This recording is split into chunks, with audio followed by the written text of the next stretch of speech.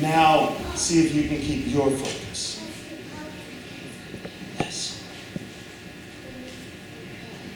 I always forget.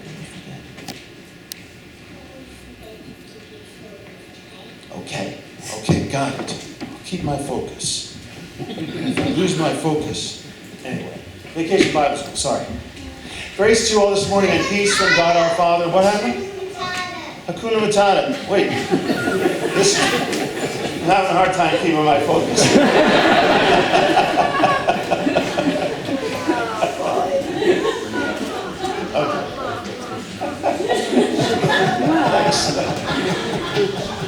It's hard to resist. How can you? It's hard to resist. Right? Then you get the message.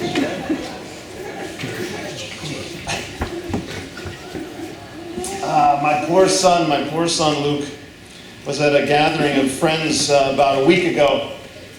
He was wearing a polo shirt with a pocket right here, which is where he had his cell phone. Did I mention that there was a pool at this particular gathering? And at one point he was talking to his friend near the pool and he bent over to pick something up, perhaps a beverage or something, I'm not sure. And the phone went right into the pool. And it sunk like a phone right to the bottom.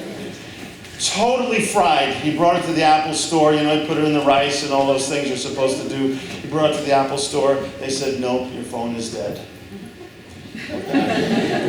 I said, Luke, how bad a crisis is this? Because you know how essential our phones are, and even to the younger generation, phones are like lifeline, bloodline, everything. And I said, how bad a crisis is this? He said, well, the good news is that most of my information is in the cloud. When I said, good, that's good. He had gotten some reminders to back up his phone, but most of the information was in the cloud. So that's good. How many of you are in the cloud? Are many of you in the cloud? Oh, maybe about a third of you. How many of you have no idea what I'm talking about right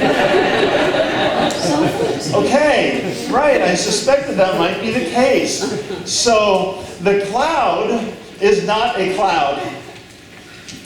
It's called the cloud because it's just a very clever description of what that is. That means that if you have data on your computer, on your phone, on any of your gizmos, as my mother likes to call them, that data can be backed up outside that particular device in servers, in storage areas, somewhere else. And as long as you have an internet connection, you can access that data. So it's kind of like it's always there, accessible to you if you have an internet connection. So it's called the cloud. So Luke was very fortunate that much of his data, like his contacts, phone numbers, a lot of that stuff, was stored in the cloud, so he had access to it when he needed it. So when he got a phone to replace the one that fell in the pool, he could still recover most of his data, which was good news. But a bit frustrating at the time. So, writes the author of Hebrews, since we are surrounded by so great a cloud of witnesses, it's thought that perhaps the author of the letter to the Hebrews, or what actually might be a sermon, was a pastor very much concerned for his congregation of Christians in the very first century or so of the Christian era. It was a time of persecution by the Roman government. The Christians were outsiders. They did not inherit, from the Roman point of view, the integrity and history of a venerable old faith like the Jewish faith. They were seen as rebels and upstarts, and therefore indefensible in their refusal to worship the emperor. And the consequences for that were very strict and very strong. And what was happening in the face of that consequence is that many of those early Christians were forsaking the faith to save their skin. And the author, the preacher of Hebrews, says to those for whom he is concerned, especially for their spiritual welfare, don't give up. Faith is the most precious possession that you have. And not only you, but generations before you and generations to come. And let those people, the author says, be an inspiration to you to hold on, to keep the faith even in these difficult times. to find strength in what you believe and what you know about what God continues to do in your life. And then the author, the preacher, talks about all these examples of the faith, Abraham and countless others that he mentions. And he says all of these did what they did by faith. And he says, because we have these people then as an inspiration to us, people who have survived worse things than we are, let them strengthen us. Since then we have so great a cloud of witnesses in whom we find our meaning, our inspiration. That great cloud of witnesses, says the author of Hebrews, surrounds us. Much like the data cloud, it's always there, accessible to us, so that we could take the examples of those heroes of the faith and let them inspire our life of living as Christ would have us live. Well, that's at least one definition of the cloud, right? I would suggest that the cloud of witnesses now, is multi-layered.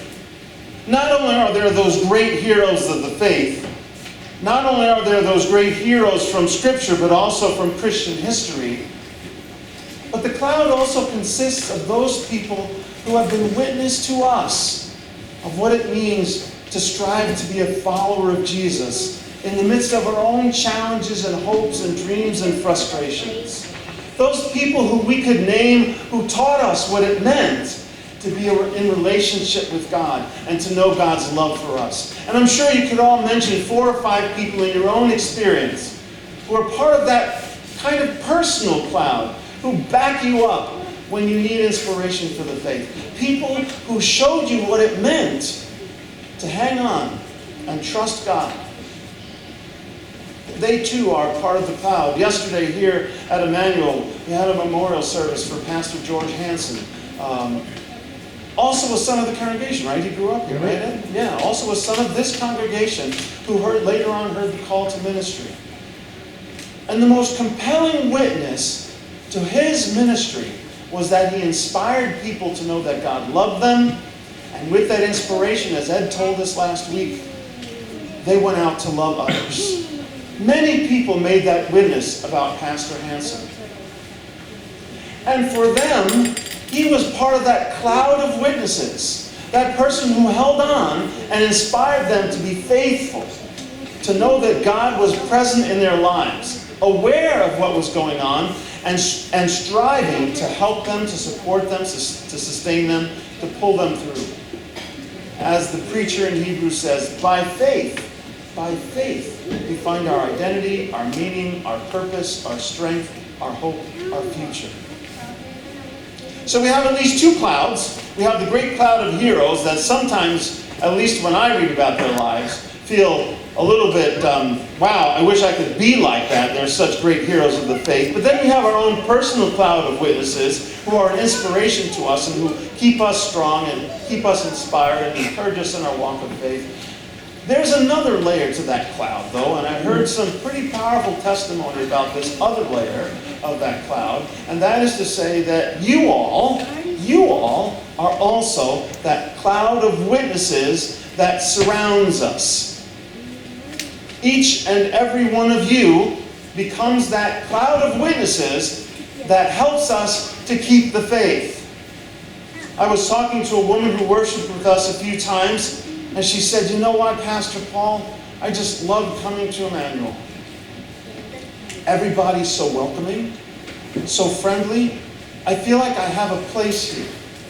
And I thought to myself, thank God.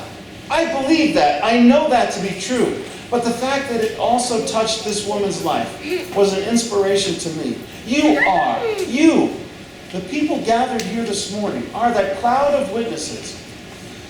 And what I think is so important about remembering that is that when you think about yourself and maybe compare yourself to your own small cloud of those who have inspired you in your walk of faith, or even compare your own witness of the faith to those great biblical and Christian heroes, perhaps you feel, man, I'm not really doing a great job. I have lots of questions, lots of weaknesses, lots of frustrations.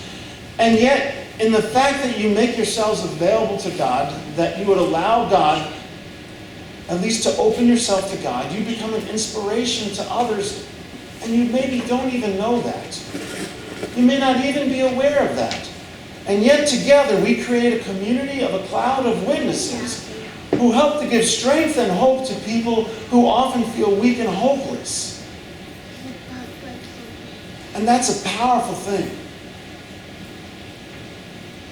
Later on today, and I won't say too much about this because I don't want to steal Barbara's thunder, what Barbara's going to share with us. But later on today, we're going to wish you, Quinn, and you, Kate, a loving farewell, because Quinn and Kate are headed off to college.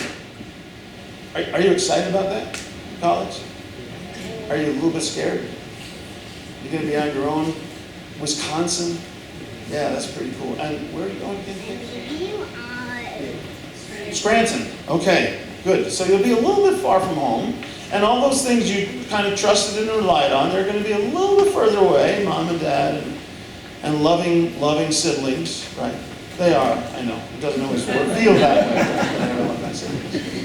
But what I want you guys to remember is that even though you're going to be far away physically, and I'm sure your parents have told you this already, you're going to be right there in their hearts. And ours too, as we think about you and think about the excitement of starting a new future, learning new things, meeting new people. What an awesome experience that's going to be for you.